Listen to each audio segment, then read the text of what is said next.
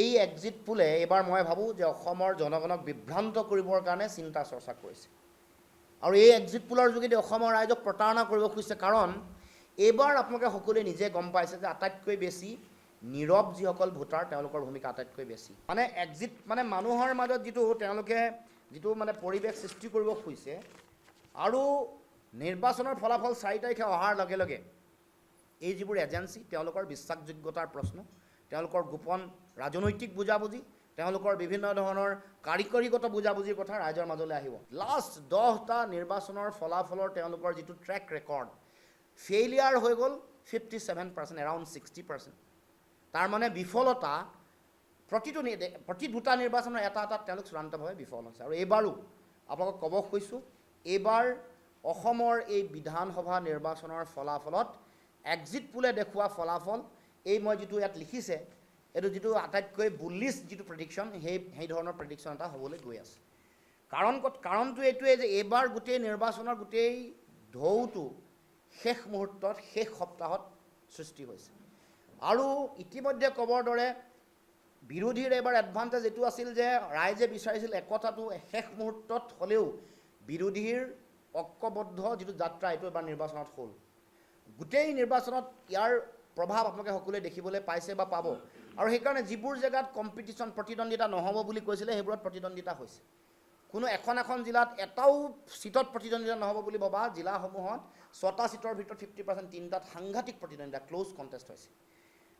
গতিকে এতিয়া তাৰ লগে লগে এইবাৰ আপোনালোকে এই শেহতীয়াকৈ চিপৰাং মৰা ৰাজনীতিৰ কথা, বিশ্বাসঘাতকতা কৰাৰ কথা, কোনোবাই তেওঁলোকক বিজেপিৰ তেওঁলোকৰ মানুহবোৰে তেওঁলোকক বিভিন্ন ধৰণে চিপৰাং মৰাৰ কথা তেওঁলোকৰ মানুহে কৈ আছে। ফেচবুক, ছ'চিয়েল মিডিয়া বা যিটো মানে মাছ মিডিয়া, তাতো এই কথাবোৰ প্ৰকাশ হৈছে। তেওঁলোকৰ সভাপতিয়ে জোৰ কৰি এই কথাটো বন্ধ কৰিব লগা হৈছে। তাৰমানে তেওঁলোকৰ ভোট বিভাজিত হৈছে। তেওঁলোকৰ ভোটৰ এইবাৰ তেওঁলোকৰ চিপৰাং মৰা পাৰ্টীৰ অভাৱ নাই। দ্বিতীয়তে এইবাৰ 70 লাখ নতুন প্ৰজন্মৰ ভোটাৰে এইবাৰ ভোটদান কৰিছে।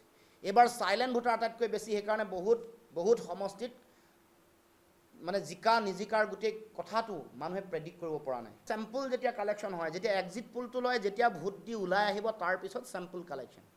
এতিয়া ভোট দি ওলাই অহাৰ পিছত এইটো এটা 24 ঘণ্টাৰ পৰিঘটনা, মানে কি 12 ঘণ্টাৰ পৰিঘটনা। ভোট দি ওলাই অহাৰ পিছত 12 ঘণ্টাও মানে প্ৰক্ৰিয়াটো পুৱা 8 বজাৰ পৰা সন্ধিয়া 5 বা 6 বজালৈকে, এইটো সম্পৰ্ক বা 7 বজালৈকে, এইটো এটা ৰেঞ্জ যিটো সময়ত আপুনি চেম্পল কালেকশ্যন কৰিব লাগিব। চেম্পল কালেকশ্যন কৰি এতিয়া এটা বিধানসভাত 206টা বুথ থাকে। মোৰ বিধানসভা সমষ্টি 206টা বুথত চেম্পল কালেকশ্যন কৰিবৰ কাৰণে এই এজেঞ্চিবোৰে তেনেকুৱা যথোপযুক্ত ছাফিচিয়েণ্ট মানুহ দিছে নে নাই দিয়া। আৰু চেম্পল কালেকশ্যন কৰোঁতে যিটো হেটাৰ'জিনিয়াছ পপুলেশ্যন, যিটো বিভিন্ন ধৰণৰ গাঁৱৰ মানুহ, অশিক্ষিত মানুহ, শিক্ষিত, ডেকা, কাষ্ট, কমিউনিটি, এইবোৰৰ যিটো হেটাৰ'জিনিয়াছ পপুলেশ্যন কালেকশ্যন কৰাৰ যিটো চিন্তা, এইটো এক্সিকিউট কৰিব পাৰিছেনে, সম্ভৱনে? কেৱল মাত্ৰ AI কলিং কৰি বহু দিনৰ আগৰ পৰা ডাটা এনালাইচিছ কৰি, ডাটা ইণ্টাৰপ্ৰিটেশ্যন কৰি, যোৱাবাৰ লোকসভাৰ নিৰ্বাচনৰ ডাটা ইণ্টাৰপ্ৰিটেশ্যন কৰি কেতিয়াও নিৰ্বাচনী ফলাফল উলিয়াব নোৱাৰে। গতিকে এইটো এটা চেম্পলিং যিটো বায়াছনেছ, এইটো এটা গুৰুত্বপূৰ্ণ কথা।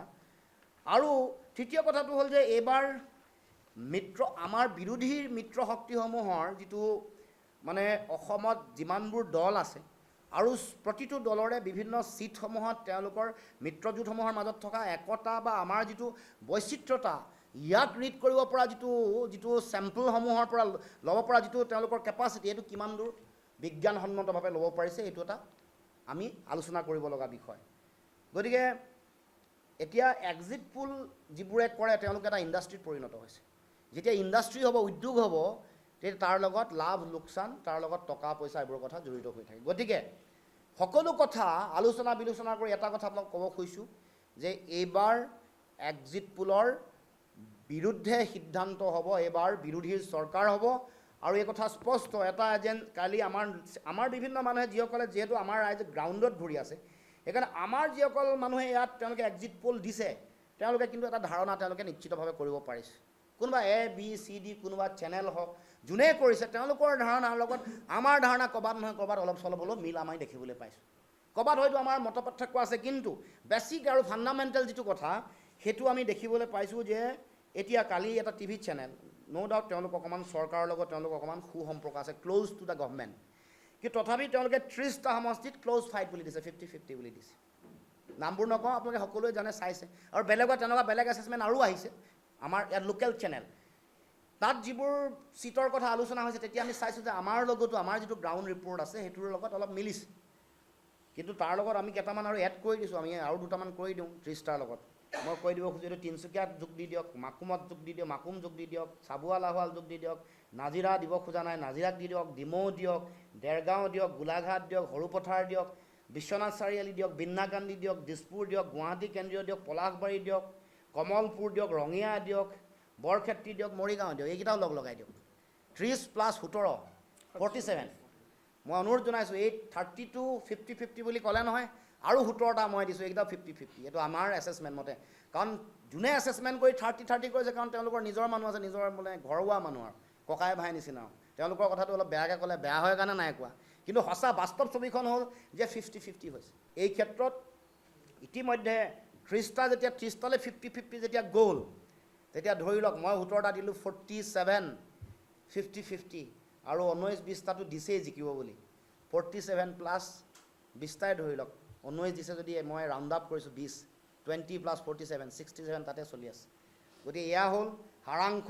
গতিকে ৰাইজক ক'ব খোজোঁ যে এই যিটো এক্সিট পোলৰ নামত বিভিন্ন সময়ত অসমৰ ৰাইজক বা দেশৰ গোটেই এইটো এটা গণতান্ত্ৰিক গোটেই ব্যৱস্থাটোৰ প্ৰতি সংকট, কাৰণ এইটো এটা যদি ইণ্ডিপেণ্ডেণ্ট ছাৰ্ভে কৰি জনগণক যদি বিভ্ৰান্ত নকৰে, সঁচা প্ৰতিচ্ছবি এখন দিলে হ'লে, তেতিয়াহ'লে নিশ্চিতভাৱে এনেকুৱা ধৰণৰ ছাৰ্ভে, এনেকুৱা ধৰণৰ কাম কাজৰ প্ৰয়োজনীয়তা বা গুৰুত্ব গণতন্ত্ৰত থাকিলে হ'লে। গতিকে পইচা লৈছে, ভোট দিয়া নাই, এইটো দিল্লীৱালা এজেঞ্চিবোৰে কিন্তু এইটো জাজ কৰিব নোৱাৰিব। এইবাৰ গোটেই নিৰ্বাচনৰ ফলাফল মনস্তাত্ত্বিক হ'ব। এই কথাষাৰ আৰম্ভণি ডে ওৱানৰ পৰা আমি কৈ আছোঁ যে মনস্তাত্ত্বিক বিশ্লেষণ লাগিব।